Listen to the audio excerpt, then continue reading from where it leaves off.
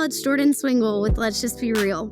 In a world where we can put a spin and a filter on everything, this podcast is going to be raw and honest about all the things. And I do mean all the things. So, let's get to it. Does it save you any money to have to feed my family? Hopefully this blesses somebody. There you go. It's Crisco. I am not trying to place. I'm not trying to get a medal. Finish it. I'm trying to finish without that. Well, hi, y'all. I'm so pumped for this episode. I feel like I say that every time, but I legitimately am excited every single time. But especially for this one because my neighbor is here, who's also my best friend, Ashley Oviedo. If you follow her on social media at all, you have seen the intricacies that she has created for her kids and the things that she does that are super intentional. And so today we're going to talk about motherhood. We're going to talk about her health journey she's been on because sister is kicking booty and taking names. And we're going to talk about all the things. But I'm so excited to have her. Really humbled that my friends continue to allow me to ask them really honest questions. So, you ready? Sure. Yay! Ready as I want to be. Yeah, that's right.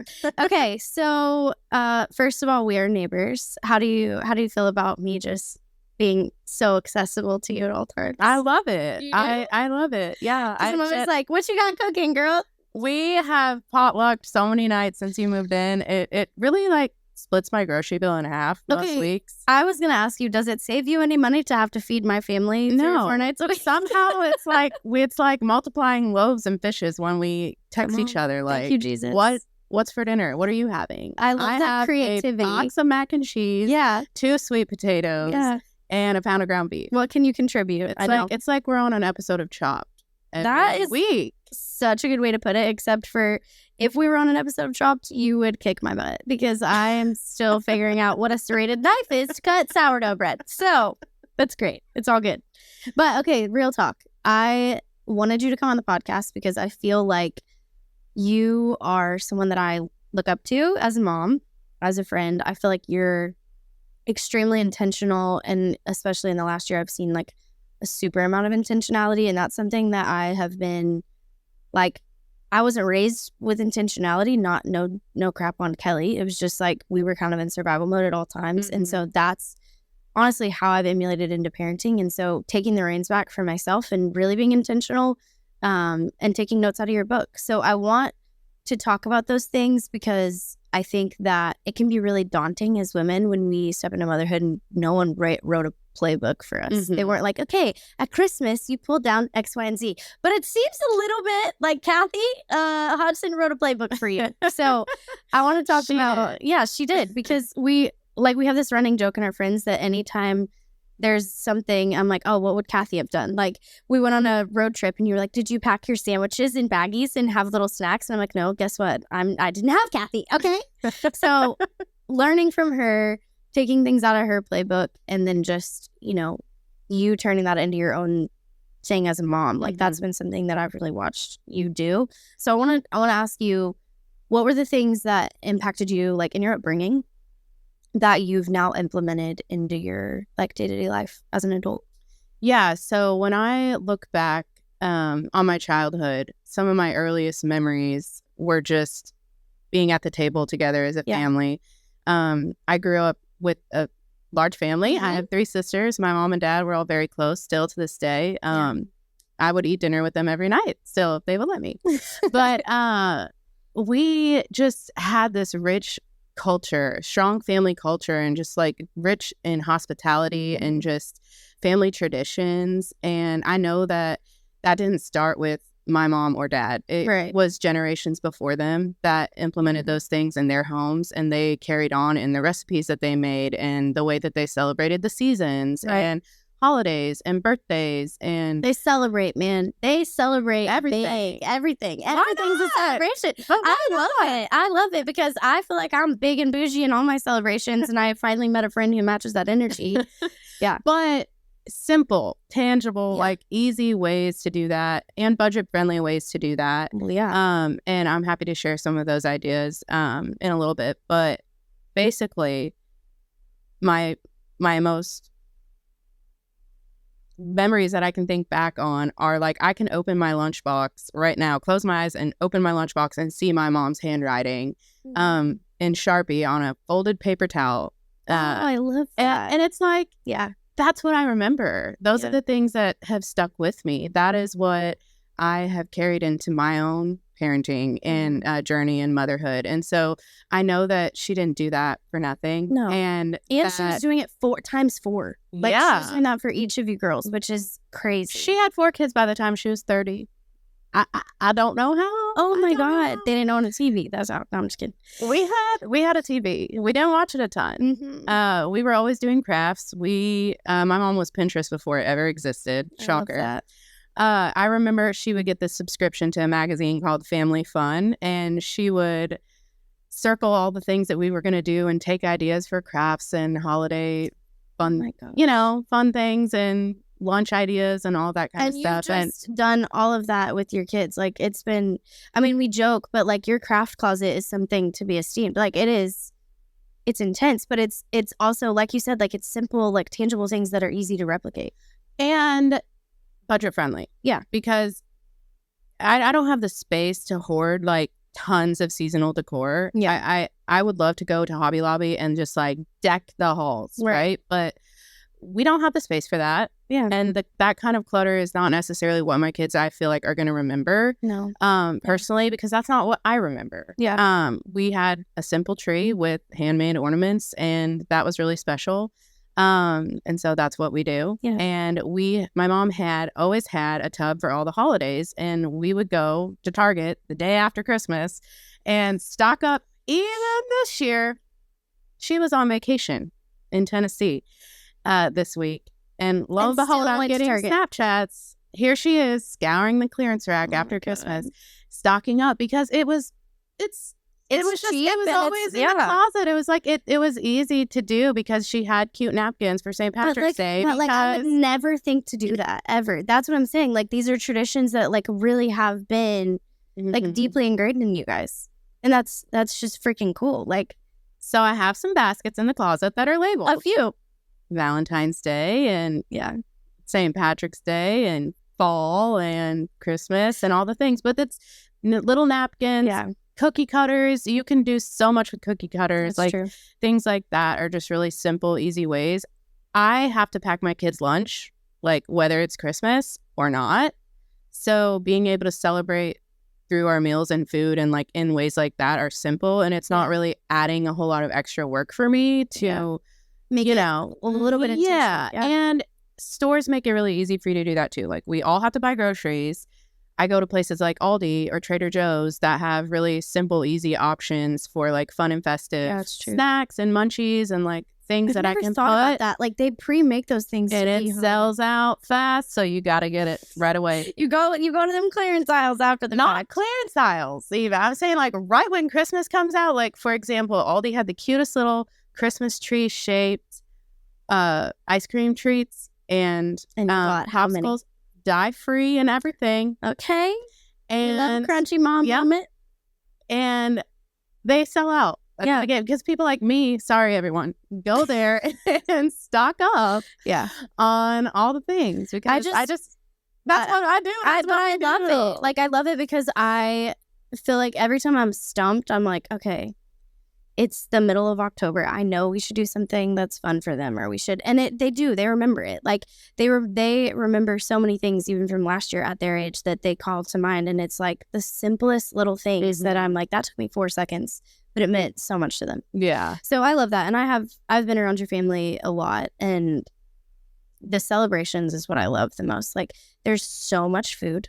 Ashley is incapable of cooking like small portions. That girl could feed the entire neighborhood, and it's a random Tuesday night. Like, I love that about you because I just don't have it in me. Well, we freeze it. I know. We eat it, or we give it to the neighbors. Or I come down. I know last night I was texting her like, hey, you got any food left over from your Polish dinner? Because I'm coming. Okay, so what do you feel like? I feel like we've hit on the fact that you're intentional, but what are ways that you, as a mom, like, what do you want to grow in? So ways I want to grow, like over Christmas break, obviously coming fresh off of like the kids being home and everybody being off their rockers and the routine. Yeah. Like, really just getting back to some really simple daily rhythms that help keep the peace in our home, that I feel like really are super valuable in connecting with our kids and teaching our children like simple biblical truths. They're 3 and 2. And so just like finding ways to connect with them and engage with them. When right now we're all like, you're driving me freaking When I've been like, when does Mother's Day out? Yeah, I know. Like, how many days till school's willing to take y'all back? Okay. Yeah. So those are things that I'm recognizing like aren't for nothing. And I can tell when we're off the rails and we need to get back to it. So there's just lots of little things that I feel like if you fail to plan to fail, like I know that those things are valuable and helpful and help to create that culture of peace and like our life-giving home. And so absolutely. Some things specifically are things like on Saturdays, we call it our Saturday sit down. And I'm a big fan of this specific calendar for our family plan that we fill out together. Joseph and I sit down and it's like, what do we got going on this week? Like everybody put everything on the calendar. Everyone in this day and age is like, why don't you have a Google Calendar? I'm such a like paper person. I write it down and then I transfer it to my phone, which makes no sense. But I have to maybe have I should do that because then I wouldn't forget. But it hangs in our kitchen and I just keep going back to it. Who's the maker of that? So it's Family Plan Calendar by... We'll figure it out. I know you're going to ask me this, but we can put put a link somewhere. We'll post it on our social media. Jefferson Bethke? Maybe. Oh, that sounds right. Yeah. Yeah. So love the calendar. That's super helpful. Just like having structure in that way when it comes to like planning our meals, planning rest too. That's one thing that I want to be more intentional about moving forward. Like actual weekly Sabbath together as a family. Yeah, I agree. Is like we love our friends. We love our friends. We would live together. I just don't know how to build a house. Come on, build on to the the back. Yeah. And so, but really holding some space for just our actual family unit together is really, I think, something that we need to be better about prioritizing and not filling up our schedules with things to do and people to see and busyness, because it's just, I feel like filled up that. And yeah, in the Christmas break, I'm like, man, I've really enjoyed. We could have game night every night. Literally, I've been like, well, why can't we? Like, why don't we just have everyone over again? Duh. When are we getting snowed in together? I know. But I've also enjoyed like it's okay to stay home. Yeah. It's okay to say no. And I think that is really difficult because I think there's a culture that's like, stay home always, right? And I don't want that. Like, I still want intentional community. I want my door to always be open to my friends. Yeah. But then there is the time of like, okay, we've literally gone somewhere the last 8 days. Like, we're staying home. Like, we're staying home. But I think that I get to that point because we will. It's real. Because we will be missing our friends. But I think that I've never regretted implementing rest. I've only ever regretted avoiding it. And so I think implementing that, I agree. I think that's something I want to get better about too. Like a day. And especially in my career, like I work, my phone is on me, and my job is to be expected to be on the clock at all hours because that's my job as a realtor. But we have tried in the last couple months to implement rest on Sundays, and that's been really beneficial. And that's something I definitely want to start back in the new year. So love that. I'll hold you accountable on that. So things like the calendar, things like rest, little rhythms throughout the day. Like, for example, today we started back up with like, I play this little catechism song every morning while we're eating breakfast, or then when we hop in the car, it's typically we listen to a little plug that. Yeah, I was gonna plug their little Backseat Bible Nuggets podcast. We love their podcast. If you are a mom or anything, like it's like 6 or 7 minutes long. They go over some scripture. of them are even shorter than that. Yeah, they go over scripture. They do a memory verse. They tell a story.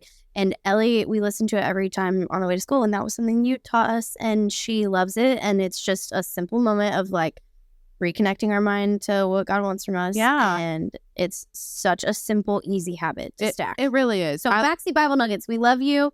Big fans of your podcast and habit stacking. Yes, like for real. That I always heard of that in the past, but have really grown a lot. Yeah, like God's really done a number in my heart on like my disciplines and just like rhythms and habits, and so stacking them like that is just like it really is. It makes it I'm like, easier. we have to drive anyways, and I don't want to listen to Old MacDonald Had a Farm again. No, so it's helpful. I'd rather drive in silence, and often do. Yeah, and Yeah, and we're both learning together, which is really, you know, I mean, I grew up in the Catholic Church. I went to Sunday school, and youth group on Wednesday nights and all the things, but like the daily discipleship and family discipleship isn't something that was necessarily like prevalent in my home. And so kind of learning what that looks like for the first time with my kids is been really fun and challenging. Do you think that drives you a little bit? Like, because there's sometimes where I like recognize that I'm doing something different than how I was brought up. And it like almost drives me a little bit to be like, yeah, I do want to do these things. Like it gives me the confidence of like, even if I'm the first one in my family doing it, because I think there's a lot of moms that would be like, I want to do these things, but like no one showed me how. So does that drive you to like find ways that work for you in your own motherhood? Like, yeah, for do you feel like you've like learned more about yourself as a mom in growing in your confidence of like, okay, we are going to set up these rhythms and we're going to do these things? Oh, like, absolutely. And especially when they're weaved all throughout your day. Like backtrack, when we wake up in the morning, you do your catechism. And you know, we're not robots. Like, don't get me wrong. Things change, things happen. We're not doing this. Like, we're not experts at this. Right. But we sing a little Good Morning God song first thing when we wake up. Then we shift into our breakfast. And it's like, if we're not singing our sweet little songs, then we're screaming, we're crying, it's chaos. Someone's arguing, wants the TV on. It makes a difference. So the atmosphere of our home, and I draw a lot of influence from people like Sally Clarkson, love her, if you've never read any of her books. Yes. Who just talk about how like as mothers, we're the orchestrators, conductors of our home. And like we control the temperature of our home and the sound of our home. And so that's just something that I feel so passionately about, that like this is something that I've been given to steward and like kind of shepherd, and I want to do that well to the best of my ability. And so setting these things in place and these routines to help cultivate that is what I do. And I it works for us. It does work. And it's not just like, that's why I wanted you to share this stuff, because it also like, it's not going to look the same as it looks for you, right? Like we've implemented a lot of the things that we've watched you guys implement. And also like, God, there's no shame in that. Like when your friend is doing something good and doing it well, like heck yeah, pull from them. Like be like, yeah, hey, send me that podcast link, or hey, send me the link to those books on Amazon. Like you don't have to reinvent the wheel just because you need to ask for help. Like there's no shame in that. And I found so much freedom in just being like, hey, will you print an extra one of those for Campbell so that we can color that at our house and talk about that story? Like that is what I think God intended when he created community. Is like, I'm stronger in some areas than other people might be, and they might be more successful in something, and I can pull from that. For the working mom, like you do have a full-time job, but it's your schedule is very flexible. It's not full-time, it's part-time. Part-time.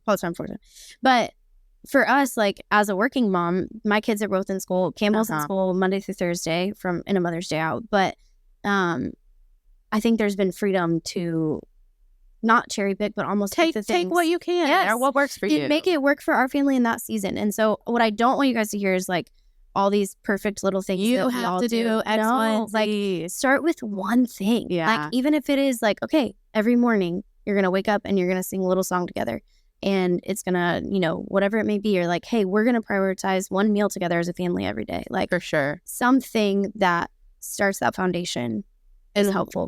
One thing that also really helped with creating that in our home was another resource. Please share them all. Look, you're a resource, I am a library. Yeah. I'm not gatekeeping. I love it. And also, I don't want to take credit for all of this because you learned somewhere. Things that I have nuggets that I have picked up that have blessed our family. Yeah. So I'm a huge fan of Justin Whitmore Early and Habits of the Household. Yes. So when you said we're going to have one meal together as a family, that his daily habits and rhythms, we don't do everything that he suggests. Right. But we have taken and adopted a lot of those things in our home, like eating together as a family every single night at the table. We don't have the TV on. We light a candle and talk about, you know, how Jesus is the light of the world. And like those tiny little simple truths throughout the day is like, you know, I hope our kids never forget. No, they won't. Or never remember a day that we weren't eating together as a family, because that's what I carry still into my adulthood and parenting, because that's what we did as kids. Yeah. I mean, there's so many studies to support that. I had 3 sisters and we all had extracurriculars and Girl Scouts, and my mom was the Girl Scout troop leader, and my dad coached our soccer teams and all the things. We had dance class, but I don't remember ever not being with them at the dinner table. Not being with them at the dinner table. They just always prioritized that. Yeah. And so I know nights, it's helpful. Maybe it's breakfast with your kids. Like, changing that to fit your family's routine is great. I think it's just like, it can feel very daunting when it's like, okay, but where do I start? Like, what is one thing that I can do that can genuinely change the rhythm of my family's day? For sure. And we didn't start all of these things at once. Right. It's been like a slow intro over time. Like, okay, like when the girls we've got that done. Now let's do this. First, itty bitty, we're like, okay, we're going to focus on this. And then we're going to focus on this one song. And then Palmer, my oldest, gets a little bit older. I feel like she's at an age where she can kind of pick up some of these things. Absolutely. And she is, and she's loving it. And she's asking for it. She recognizes that that's something that we do. And are you going to light the candle? And it's like, Campbell does that. He's like, Mommy, you didn't pray. And I'm like, oh, thank you. Thank you for that accountability. Honestly, so many times I'm being parented by my own child. We didn't do our bedtime blessing. And I'm like, oh, you're right. Here I am trying to hurry you off to bed because it's been one of those days. Right. And I mean, it takes 2 minutes to say our bedtime liturgy that we do from Habits of the Household book. Yeah. And it just makes such a huge difference in the way you start and finish your day. So just having those like set moments throughout the day where we're going back to what fills us up and gives us life and helps to just posture our hearts towards what we're doing, things we care about. The things we care about. Absolutely. And it really has made an impact on our home. So while we're on that topic, let's talk about, because you mentioned you being really disciplined and leaning into those disciplines and setting up things. So you have, in the last year, had a massive journey with your health. Like, you really, I feel like you caught the fire and it was like, all right, time to run with it. So I want to talk about that. And I want to talk about it in a way that is respectful of women, right? Because that's something that you and I talk about a lot. Like, Fighting the shame. Oh my God. I mean, yeah, I have so many vivid memories as a young girl of like comments that were made, by people that loved me and weren't trying to hurt me. It was just things that continue to be repeated down the line that we just don't realize, hey, that's not beneficial. Yeah. Right. So I want to disclaimer that obviously everyone's health journey looks different. Yep. And that where you're at in your body and how you get to that goal is different. Yep. And there's many approaches to take. But I want you to talk about your approach and how, first of all, why, right? What was your why to I really want to get healthy. I really want to focus on these things. Like, what has driven you in the direction of really taking a hold of your own health and food and the things that you have implemented in the last year? I want to hear about that. All right. So we don't have enough time for all of that. We got time. So what really spiraled my health journey was, unfortunately, my mom being diagnosed with cancer in the fall of last year. Yeah. And I'm going to try not to cry. Me too. But I'm sure it's okay if I do. We're being real. We're being real. And a few different family health scares last year that just really kickstarted my wellness journey and just really shifted my relationship with just nourishing my body and moving my body. And I've been given this body to steward, and I haven't been doing the best job. And not to punish it. And not to punish it, but for longevity, for my kids, so that I'm not increasing my chances of X, Y, and Z, and putting them through this, or not that. It wasn't intentional, that was intentional, but there are things that I can do to help prevent that, and I by no means was doing that. Right. And coming off of having back-to-back babies, and I mean back-to-back. How old was Palmer when you got pregnant with Perry? 7.5 months. 7.5 months, ladies and gentlemen. So quick turnaround. There you go. Didn't realize that I didn't feel like myself when I got pregnant again. Yeah. And I am so grateful for 2 healthy pregnancies and the ability to feed my babies and do the things that I did. And I'm grateful for that. But I was freed up from a lot of body shame and image and identity struggles before pregnancy. Yeah. And had a lot of grace for myself that my body changed and did this beautiful, wonderful thing. And every body is a good body. And every pregnancy looks different on different women. Right. And the body specifically, and like struggling with your image and your confidence and your health is just can feel really lonely at times. I will say though, even when you were struggling with that, like you were still so confident in your body and dressed so cute, and like all the outfits, I'd be like, dang, how does she put that together? Like what? But like I know that I did not feel great. No, and I know now, like the difference in, like we talk about how you look different and those things, but like your spirit changed. Like it really did. Like something within you was like, no, I'm able to like admit that I was struggling, but now I'm able to recognize that, man, I've worked really hard to be where I am, and not to discredit that. Like you weren't your best self a year ago, and now looking back a year from now, you're like, holy crap, like all the work and the discipline that you put in has paid off in so many more ways than like a pant size. Yeah. Like you have taken complete control of your health. It's never been about that for me. Like since the beginning. That's what I'm saying. You were confident from the beginning. Like you were beautiful and confident and dressed great and all the things before you started a health journey. But it's changed so many more things about you that I've recognized as your friend. Yeah, you're welcome. It's inspired me. No, I'm very proud of you. Well, thank you. I remember just like kneeling down at the bath to give the girls a bath, and like it was hard. Like it was not comfortable to kneel down and give my kids a bath. I didn't have the energy to jump with them on the trampoline. I didn't want to take them for walks to feed the horses every day. Like super just things that are practical that you need to be able to do.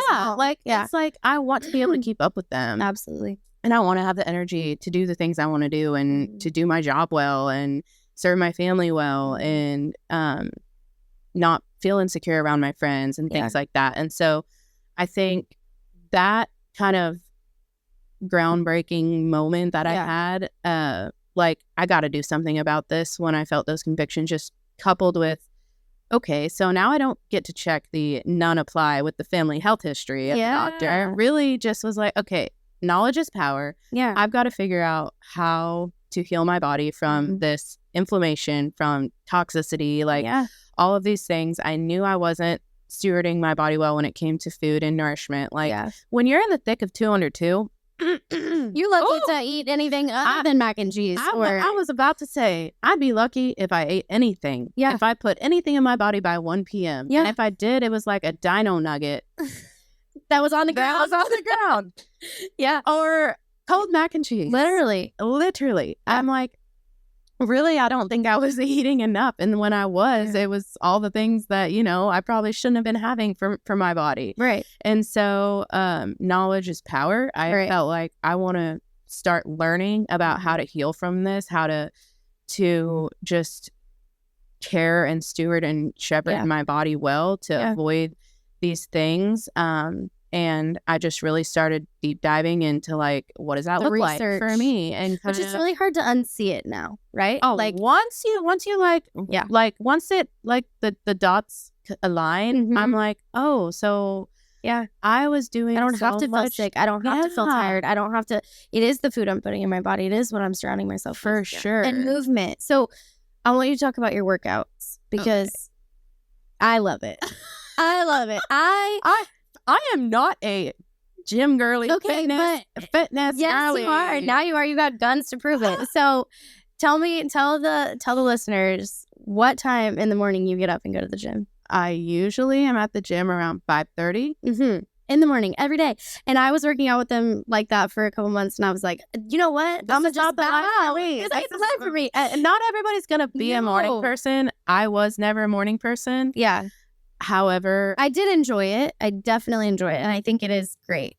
I also have no self-control in my work hours. And so I'd be working until like 11:30 at night, midnight. And I'd be like, ain't no way am I getting up at 5:30. I don't have that luxury. Exactly. So for my schedule, if I don't get it done before the house needs me and everybody's awake, then it's not going to happen. Yeah. Just because our evenings together at the table and all those things are really special to me, that what works for my schedule is getting up at the crack of dawn. And it's been so fun. It's been fun for you. To get to have that time in the mornings. And I mentioned to the girls that I work out with today, like, I'm just so grateful for their annoying, harassing text messages for like the first 3 weeks or months. Are you up? I'm like, I wasn't going because I actually enjoyed working out. No. Like, I just had FOMO. Yeah. I was just like, I don't y'all want them hang to be out there every day at the gym. I don't want them to be there without me. I want to be there. Yeah. So really, it's that encouragement and accountability that got me there. And then I really started to fall in love with just ability and getting stronger and jogging a little bit further or a little bit faster. And it's not about striving. And now you're training for a half marathon. Yes. That's so exciting. As a one-legged woman, I will tell you, I'm going to be standing on the other side cheering you on, giving you a Gatorade or whatever you need at the other side. At the gym today, we were talking about something about the race. And I'm like, she's like, I could never. And I'm like, every time I think about giving up, I know Jordyn comes to my mind. And she says, if I had 2 legs, I would run. And I run for you every time. I love that. So I think it's just been like a slow progression, but it hasn't really been that slow because like a year is a really quick time to like recognize this fruit. But it also is. The days are long. Yeah, and like that's a long time to be committed to something. It's and the longest I've ever committed to something like this. Do you think that you will ever go backwards? No, I don't think you will either. Honest to God, like it shifted your mental like joy and everything. I am so proud of you because not that you were ever not joyful in those things, but I feel like you literally are like a new zest for life. Like, and like the things you've implemented are so encouraging because I'm like, okay, she's doing 125 grams of protein. I can do 125 grams of protein. It's different for everybody. It seems like, oh, that's like so restrictive or like, I don't count calories. I don't like, you're intuitively eating. Yeah. I don't sit here and like log every single thing I eat. In the beginning, when I was educating myself on what does it look like to eat that much protein you're like, a day? what? Or what does it look like to drink that much water? I'm like, oh, wow, I have not been eating enough of this and I need to increase that. And so in the beginning, was it helpful to have those like kind of tools to help me as I was learning and figuring it out, like how my body was going to heal and experience like change and growth in the ways that I was hoping to? I had to kind of, track those things. But now it's become such a rhythm to you that you know what makes me feel good and what gives me energy and helps me to be able to run those distances or build up my endurance or sleep well and prioritizing Oh my gosh, rest. can we talk about sleep? It's so important. I'm obsessed with it. I have this whole like sleep routine now that is like probably a little bit extra. I used to eye roll at your like level of self-care, but I'm a bath girl now too. Oh, I've never been more proud of something that I've influenced you to do. Listen, there is nothing that beats. First of all, a hot bath is good for your digestion. Yep. Did you know that? It's good for so many things. It's good for so many things. If you can't get a sauna, if you take a really hot bath, and Dylan makes fun of me. Yeah, I put bentonite clay in that bath. Epsom salt, magnesium. I haven't put clay, but I have been doing Epsom salt, baking soda, and some lavender oil. There you go. And 20 minutes at night. And the sauna. I hooked on the sauna. I'm saying it makes a difference. But those things really help based on all the research that I've done with all my functional, medicine people and wellness accounts and books and things that inspire me and that have worked for me. Really talk so much about how those daily rhythms help to fight inflation, to decrease stress, and just help with hormone balancing and like especially just optimizing your metabolic function and your thyroid function, which I'm like, I need that. Like I maybe don't have the best, family history. My mom just had thyroid cancer. Like, what kind of things can I do to support that? And so really educating myself on those things, like learning about those things has been really helpful in my journey. Okay, what's your favorite routine that you've implemented? Drinking my electrolytes first thing in the morning. On an empty stomach? Yes, I just wake up and proper hydration. Well, what electrolytes do you drink? I drink the Redmond Relight, but based on my research, Elements apparently is also a good really one. Good. Yeah, I don't know. Maybe throw out the production is falling apart back there. You okay? You're good. But I would say, and I'm not a scientist and whatever, a disclaimer. Yeah, are you going to put that like somewhere that yeah, we're not FDA approved, not expert. But like I've even just I know nothing. Yeah, right. This is just things we've learned for ourselves. I have been putting like Himalayan sea salt in my water, which I had a very obvious like negative reaction to salt when I had my heart condition, but I've learned about like truly being hydrated and nature's electrolytes, baby. It's so much better. Like honey, salt in your water. I'm telling you, it changes the game. It is really drinking your electrolytes has been the most transformative thing you've done in your well, journey. And maybe it's just one of the like most recent additions. Like that's what I'm saying. Like in the beginning, like last January, started out, I'm gonna start going to the gym 3 days a week. Yeah. What was I doing? I'm barely walking on the treadmill, which is what I needed to do to get there. Yes. And I remember sitting in the parking lot one day after a workout with my 2 friends who were, you know, knocking out these exercises like nobody's business. And I'm struggling to keep up. And I get on my phone and Google, how do I get better at lunges? You know what it told me? Do more reps. There you go. Okay. So I'm just going to do. Showing up for myself. Yes. And I'm going to keep trying a little bit harder. And I'm going to trust the process because all these people are saying strength train 3 to 4 times a week. And in the past, I had, you know, like my health journey has never been linear. I've struggled with this the majority of my life, adult life. Yeah. Up until babies recently. And so having a lot of grace for myself in that I'm not undoing like letting myself go or anything like that. It's like, like I said, coming off of back-to-back babies and all of the things, like I just needed to start implementing one thing after another. Yeah. Until, you know, it became natural and equaled this. And so I think that really just baby steps with that. Like you see all this stuff, especially this time of year, like we're the week of New Year's recording this. Yeah. And it's like all in your face. And I'm like, I've never made it an entire year of sticking to a New Year's resolution. Not once. No, me neither. Truly. And so I did this year. And I'm like struggling to feel proud of myself. It feels so hard to feel proud of yourself. It feels so silly to be like, I did that. I am so inspired by other people that are like, I did that. Yeah. But I really struggle to feel proud of myself. Celebrate yourself for that because that's a huge achievement. Yes, you're welcome. And so I got to this point because it was not all at once. It wasn't straight out the gate, full force. I'm going to drink my water. I'm going to do my detox fast. I'm going to do this every single day. It's unrealistic. It's so unrealistic. But if you have the capacity or ability to start slowly implementing these things and see how your own body responds or how it works with your daily life. Like, I'm going to go for a 30-minute walk every day. Yeah. Like I'm gonna not drink, you know, my coffee first thing in the morning. I'm gonna eat some protein, like something that is like easy to implement. Start there, and then it will add. And because you start to crave more. Yeah, right? Like that's what happened with me. Yeah, it's like, okay, well, I challenged myself. I met that challenge. I'm gonna keep going. Let's try something else. Yeah, let's add this in. Yeah, I feel like, oh, okay. And after a few weeks, it becomes a habit, and habits turn into these rhythms. That it's like they keep going. Good or bad, they keep going. Yeah. Yeah. Well, I love that. And it's been encouraging. I don't know that you recognize how encouraging it's been. Yeah. Also, body dysmorphia is a real thing. Yeah, I know. Because you're all like, oh my God, you look like a new human. And every time I see people, they're making comments about my physical appearance. And, you know, like I said, that's not what it's about for me. Right. It's a great byproduct. Yeah. But I love Allison Keaton.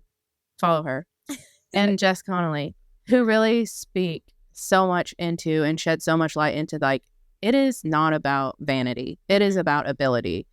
I get to jump on the trampoline with my kids. I don't get tired of picking them up all day. I can bend over at the tub and, you know, not be in pain or out of breath or winded, pushing them. I want to go for walks with them. I love that.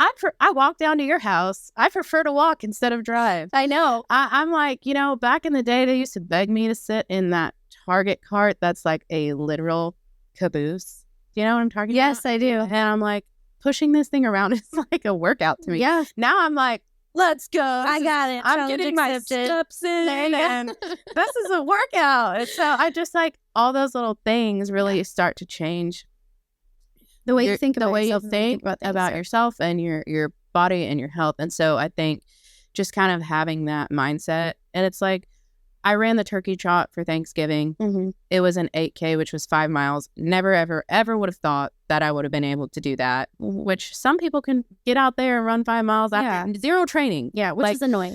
Good for you. Yeah. Not me. So I had to work really hard and practice and train to be able to do that. And even then, it's slow. Like, I am not trying to place. I'm not trying to get a medal. Finish it. I'm trying to finish without dying. Yeah, that's the goal. That's the goal for the Cowtown too. There you go. So I think just those personal goals and challenges that are just to keep me motivated and accountable and like on track. Some people, they don't need that motivation. It's just like ingrained in them. Me, I kind of have to have these like, not that I'm striving or trying to get better or, prove anything to anyone. It's really just what motivates me and inspires me. And so. Well, and I think as women, especially believers, like we're called to steward our body. Like we're called to honor the Lord with our body and to do those things. And which is not something that I think is really addressed or talked about. It's not kind of ever. And if it is, it's in a very like shameful connotation and not like, hey, the goal should be for you to want to live a long, healthy life of active movement and those kind of things so that you can be a better friend, parent, spouse, person that's going to talk about Jesus. Like those mind, things, body, spirit, absolutely. Physically, mentally, strong. Me and one of our friends were talking about this today. I was saying like, I want to be the grandparents that are able-bodied. I already have a disadvantage. Like, I don't want to add to that. Like, I want to honor the Lord with what he's given me, and I want to be strong. I want to be strong. When I see that I've gone up in weight and something that I'm lifting, that makes me want to work harder. Yeah. I feel strong. I'm not in pain. I'm not, like, I'm able to sleep hard at night because I'm moving my body hard during the day. Yeah. Those are things that, like, it's not the goal on the scale that I'm, like, chasing after. It's like, I want to feel good. Yeah. I want my body to feel strong. I want to be able to do things that, that doctors said I never would have been able to do. Yeah. Like, amazing. It drives me, man. It drives me. And I want to be able to do 3 sets of 15 walking lunges without falling over. And I did it today. I'm very proud of you. I'm very, very proud of you. That's what it's about, I love that. Well, I have been inspired. I want all of you guys to follow her on social media and be inspired. I'm not kidding. Because I think that there's an audience of women that need to hear from you, and that I'm dead serious about that. And I want you to step into that. Okay. If you want me to share more about my wellness journey or health or parenting or whatever on social media, let me know, because Jordyn tells me to do it. Yes. And she goes for things. I'm a chicken. But I want you to be bold like that, because I've been in proximity to it, and it's benefited my life. And I can only imagine you look up to certain people on the internet that have benefited you. Well, and so many others. But no, yes, you could be that person for somebody. Don't discredit the Lord. Don't put limits on yourself. I'm calling you out because it's like borderline idolatry though with her. So. I mean, I have those people too that I'm like, I'm never gonna be as good as them. But that's not true. Jesus, Jackie Hill Perry. I actually named my daughter after her. Okay, that's easy to idolize her though. She's freaking probably as close to perfect as anyone can be. But anyways, all I'm saying is I want people to hear your story. I want people to hear from you, because it's been encouraging to be in your orbit as you've gone through these things, and to watch you implement things emboldens me to implement things. And I think that you're an incredible human being that people need to know. So thank you. It motivates me to keep going. Well, I'm glad. Okay. Last question. So we've talked about this in another episode, I believe, but I don't know what order we're posting your episode, so I'm going to just reiterate it. So my husband is married to me, right? But I think so. My husband is married to I'm trying to track, but I'm like, no, Dylan's right. What kind of message are we sending to friends? No, Dylan was friends with all these guys. We are not sister wives. No, we are not. Close. Just to clarify. Very close. So all these guys became close friends in high school, and they continued those friendships. High school. Elementary. I have pictures of my husband and your husband in the 3rd grade. That's true. They were neighbors, and caused a lot of ruckus. You gotta find that picture. Yeah, actually, if we could find that picture and put it on the pod, please. But all of that to say, they were all really, really close friends, and I was a family member to one of them and grew up around them. I've known your husband since I was little too. You knew him long before I did. Yeah, and that's wild. But like, all of them are really close. We got married into this friend group, right? That's what I was trying to say. We got married into this friend group. Since marrying into this friend group, I will say one thing that we talk about all the time. Like, there's been many people that have like hung out with us in the past and blah, blah, blah. Like, we have such a tight knit friend group has withstand 20 years of friendship, right? And will continue, hopefully, God willing. But it can be intimidating, right? To marry into a group of friends like that, and to like, oftentimes the girl is the one that has the closer friends, and the husband kind of very facilitates unique. that. It's very unique, right? So one thing that you did immediately, first of all, you showed up with a tray of Texas sheet cake, and if you have not, hey, guess where? You're good. Guess where I got that recipe from? Your freaking mother. Yep. Yeah, and it will change your life. My mom's gotten a lot of credit in this conversation, but I do need to shout out my father. I was going to say, Patrick Hodson is just as good as a cook as Kathy. You want to talk about the most hospitable, generous person I've ever met? It's him. I love him so much. For the record, this man was literally bringing a carafe of like hot chocolate to the stands at every one of our games. I mean, so the intentionality is from mom and dad. I will say that. Yes, absolutely. So you show up to this, what was it, like a pool party we were having in Casey and Jenna's? Maybe Labor Day, something. What's we're always over spring? there. I don't know, something. And Memorial Day. You show up with this Texas sheet cake, which was bomb. And I was like, she's in. My vote is yes, because we need more of that. Yes. So, but the first I need to figure out how to make a cleaned up version. No, please don't. Okay. No. I need the 2 pounds of butter. Like, I need it. So you show up with this. Are you kidding? It's Crisco.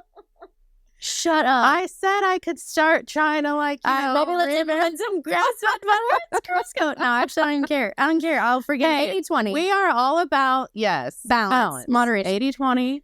80-20. So you show up. I'll never forget, you're wearing a super cute checkered bathing suit. How do you remember this? I remember everything. Everyone always asks me this, but I literally can remember everything. And I was like, oh my God, she's so cute. And you have this massive sheet cake in your hand. And I was like, okay. But you immediately came up to us and like joined in conversation and asked all about our lives and just threw yourself into this friendship. And we are so much better for it. And God knew that we needed an Ashley. Wait, but I feel the same way about you guys. Yeah, but I feel like I was really missing and craving in my life. You, and we didn't know it. Oh, I'm really glad that you just broke right through it. I think it goes back to what you were saying earlier about just how everyone is so uniquely gifted and wired and all of these things. Yeah. Like, I'm so thankful that there's not, 7 Ashleys or 7 Jordans. Yeah, because then we would all be showing up with sheet cake. And like somebody has to bring Taco Bell. Right, and that's me. Okay. No, but so since marrying into our friend group, I just want to hear from you. Like, what has been your favorite, aside from everything you said, like what's been your favorite thing about like being in a friend group like ours? It's more like family. Like, it's chosen family, if I could describe it. Yeah, it really is. In fact, I recall you saying that your daughter asked recently, maybe it was you or Chandler, I can't remember, who's the best cook in your family. Yeah, in our family. Okay, I said, who's the best cook in our family? And she said she which is Ashley. And I was like, girl, she's even in our so then we have to have this conversation with our kids, because my daughters call you Aunt J. Yes, and my kids call you Shishi. And they have other aunts too, and they're Tias. And not being able to differentiate between blood family and friends for my kids to struggle to like tell the difference between what they are our family. Yeah, they're like, that is my aunt. What do you mean? Yeah, it's so special to me. Yeah. And really, it's like we've been through so much together. You found out you're pregnant in your bathroom. In my bathroom at my house. You and your husband, Dylan, knew that Joe was going to be a dad. Before he did. Before Joe did. In fact, we sort of told a white lie to get him to your house so that we could all be there for it, because we just all want to be there for everybody in the good times and the bad times. Just having people that show up for you when it's hard, like with your foster care journey and adopting Campbell. Like, I mean, it's just been such a beautiful thing to get to be a part of things from the very beginning, and to know that now Dylan and Joe lived across the street from each other as kids, and they live 7 houses down, and their kids do the same thing. I know it's their dream come true. I'm like, Joe's never going to let me leave to go to the country. Like, never. Me trying to buy for land and start my Give own up that dream. You ain't going nowhere. sourdough and chicken and goat and pony farm. Well, if you do, you just have to have enough room for me to come. Yeah, like let's just start working on plans for the commune. And we basically already are. Yeah, exactly. But really just having that unwavering like presence of proximity people and like friends who you know are going to be there for you, with you for all the things and show up for birthdays and baptisms and Wednesday night dinner and Wednesday night family dinner and, you know, open your door when I've had a hard day and I just need someone to cry to about, you know, being irritated at whatever it was or hurt by whatever.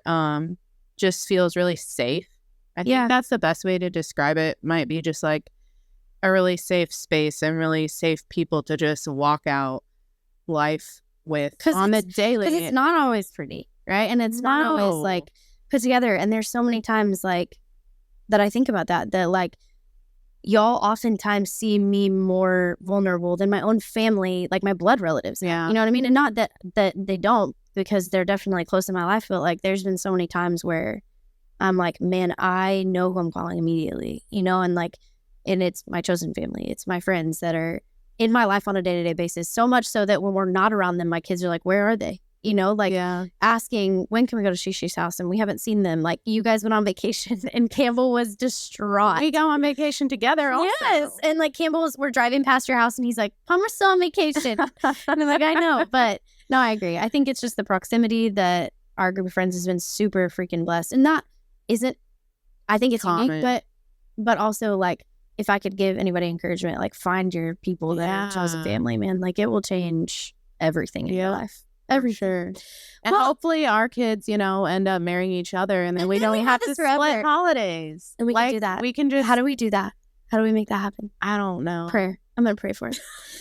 Okay. Well, it has been a blast. I feel like her and I could honest to God talk about everything and anything. I feel like I missed half the things I was going to say. So hopefully this blesses somebody. There you go. There you go. All right. Well, we love you guys. We are so glad that Ashley, you joined us. Where's the honking? Anywhere. Okay. Anywhere in Nebraska. Love you. Bye. Hey guys, thanks for listening to my mom's podcast, Let's Just Be Real. If you enjoyed today's episode, please subscribe, like, follow, rate, and review so you don't miss any of these honest and amazing stories.